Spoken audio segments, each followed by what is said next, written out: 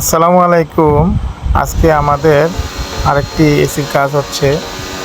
এসিটি speed type AC. এই এসিটিতে অনেকটা ময়লা পাওয়া গেছে। ময়লা পাওয়ার কারণে আমরা এটির কেচিংগুলোকে বাহির করে তারপর মেশিনের মাধ্যমে সার্ভিস করি, ক্লিন করি। আউটডোরটির মধ্যেও ময়লা আছে, তো যেহেতু আউটডোরটিও ময়লা থাকার কারণে আমরা আউটডোরটির মধ্যেও পানি দিয়ে দিতেছি। মেশিনের মাধ্যমে শুধু আউটডোরের যেই কন্ডেন্সারটি আছে এই কন্ডেন্সারটি আমরা ওয়াশ করে দিতেছি। শুধু কন্ডেন্সারের ময়লা আর আশেপাশের যে ময়লাগুলো এগুলো ওয়াশ করে নিতেছি। ভিতরে খোলা লাগে না, প্রায় অনেক সময় কিছু কিছু এসি আছে ভিতরে খোলা লাগে না, বাইরে দিয়ে হয়ে যায়।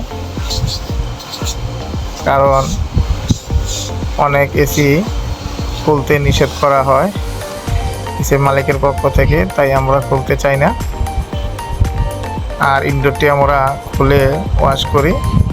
ইনডোরের মধ্যে অনেক ময়লা আছে, এই ময়লাগুলোকে আমরা ক্লিন করব মেশিনের সাহায্যে। কারণ এই ময়লাগুলো থাকলে সঠিক টেম্পারেচার পাওয়া যায় না। এই যে মেশিনের মাধ্যমে আমরা ওয়াশ করতেছি, কারণ হচ্ছে মেশিনের মাধ্যমে ওয়াশ করলে ভিতরে যে চেম্বার বা ইভাপোরেটরটা আছে সম্পূর্ণভাবে ক্লিন হয়ে যায়। এসি এখন আর খুলতে হয় না।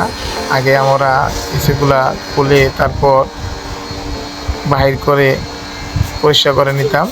এখন আমাদের যে হাইড্রোনিক মেশিন আছে এই মেশিনের মাধ্যমে আমরা জায়গাত রেখে কাজটি সম্পন্ন করি।